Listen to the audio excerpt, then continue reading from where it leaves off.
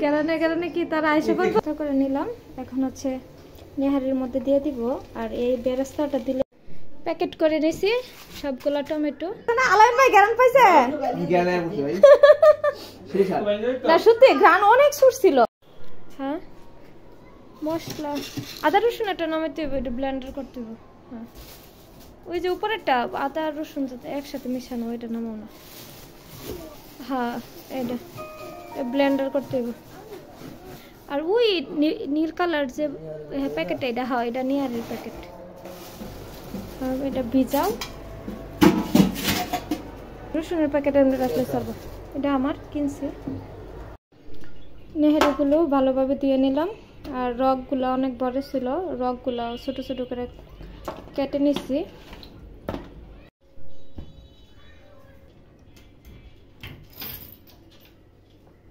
এটার মধ্যে জায়গা হইব না, এমনি তো বড়ই। এই নন স্টিকের পাতিলটা বড় না। নেহারিটা রান্না বসিয়ে দিব, তো সব মশলা দিয়ে দিতেছি। পেঁয়াজ দিয়ে দিলাম। পেঁয়াজগুলো একটু মোটা মোটা করেই কাটছি, যেহেতু নেহারি হতে মানে একটু সময় লাগে, সিদ্ধ হয়ে যাবে। দারচিনি, এলাচ, লবঙ্গ, তেজপাতা, যদিও গুঁড়া মশলা ব্যবহার করব, গরম মশলার। তারপর হচ্ছে লবণ পরিমাণ মতো, হলুদের গুঁড়া, মরিচের গুঁড়া,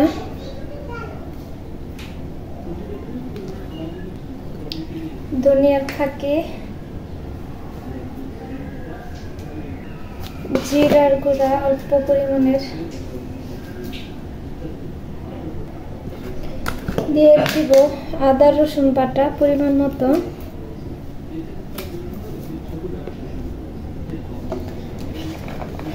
পরিমাণ মতো সয়াবিন তেল।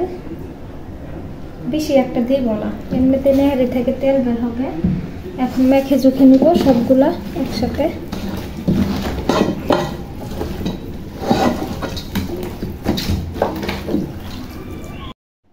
নলগুলা সব মশলা দিয়ে মাখা হয়ে গেছে। এখন হচ্ছে রান্না বসিয়ে দিব। সরকারি লাইনে গ্যাসে অল্প পরিমাণে গ্যাস আছে, তো অল্প আছে রান্না করব। আমার গুণী হাজব্যান্ড বাসায় থাকলে কাজে হেল্প করো না, আদা রসুন ব্লেন্ডার করবে।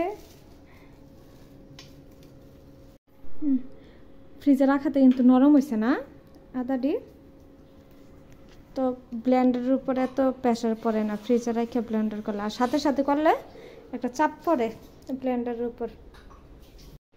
মশলাগুলো ব্লেন্ডার করা শেষ। 3 বক্স হয়েছে না।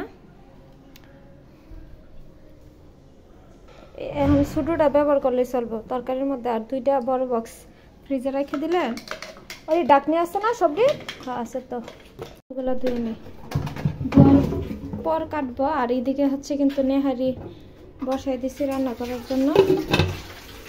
সিজন বাজার ছাড়া 200-300 টাকা কেজি না টমেটোর? সিজন বাজার ছাড়া 200-300 টাকা কেজি আনা টমেটো।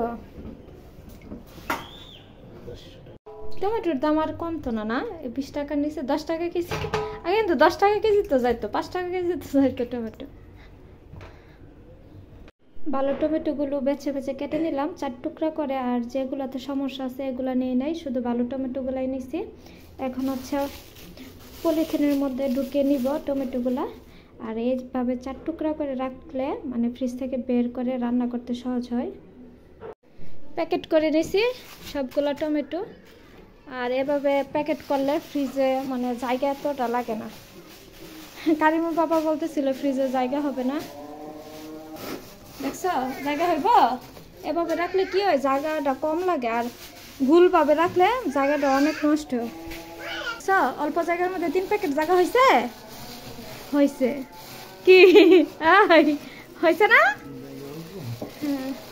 অল্প জায়গার মধ্যে জায়গা হয়ে গেছে।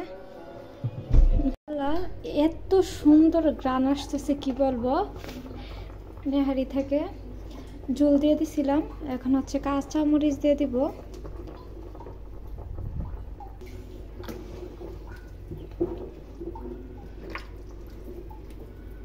পরিমাণ মতো পানি দিয়ে দিচ্ছি, আস্তে আস্তে পানি এবং নেহারিগুলো সিদ্ধ হয়ে যাবে। অল্প গ্যাসে প্রায় 2-3 ঘন্টা যাবত রান্না করতেছে, গ্যাস এখনো বাড়তেছে না। না, আমার স্যারের খিদা লেগে গেছে, এখন কারেন্টের চুলায় বসে দিব। নাও করাই না, এই যে আসছে। খিদা লাগছে? যাও যাও যাও, গরম কিন্তু লাগবে।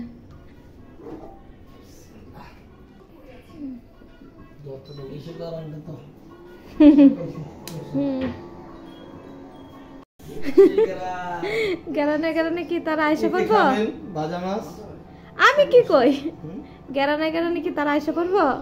আমার হাজবেন্ড আবার আগে দেখবা মাশাআল্লাহ গেরানে গেরানে আর কয়েকদিন চলে আসছে। আসলে অনেক সুন্দর গ্রান আসতেছে না?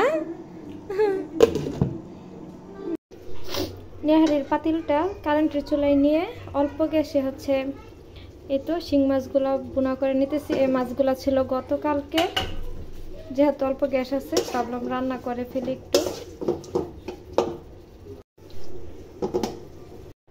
আবারও লাইনের চুলায় নিয়ে আসছি, যেহেতু গ্যাসের পরিমাণ একটু বাড়ছে। এখন দিয়ে দিব একটু গরম মশলার গুঁড়া আর দিয়ে দিব আর একটু জিরার গুঁড়া, যেহেতু রান্নাটা শেষ হয়ে আসতেছে। ঝোল কিন্তু অনেকটা শুকায় আসছে।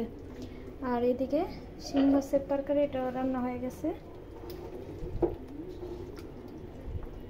লাস্টে জিরার গুঁড়া আর মশলা মানে গরম মশলা গুঁড়াটা দিলে ফ্লেভারটা একটু আরও ভালো আসে।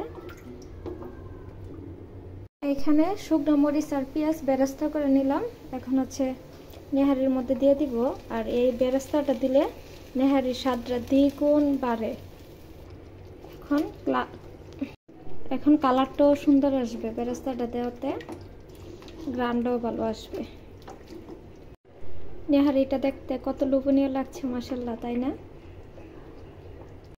তন্দুর রুটি বাইরে থেকে কিনে আনছে, প্লেটে রাখো।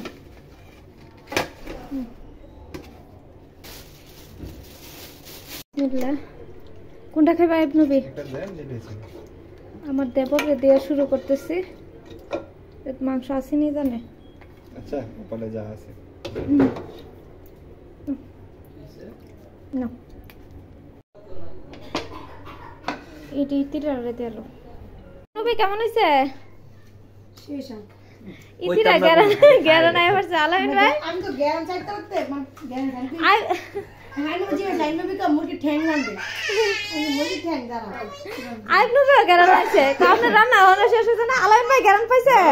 গ্যারান আইছে ভাই, শেষা না সত্যি গ্রান অনেক সুর ছিল। আমি মুরগি কাটছে লসন, আমি তো প্লাও এর আগে যে রান্না করছে ওইটা মজা ছিল না? সবাই খাওয়া দাওয়া করে চলে গেছে, লাস্টে বসছি আমরা দুইজন খেতে। কেমন হয়েছে? আলহামদুলিল্লাহ ভালো হয়েছে।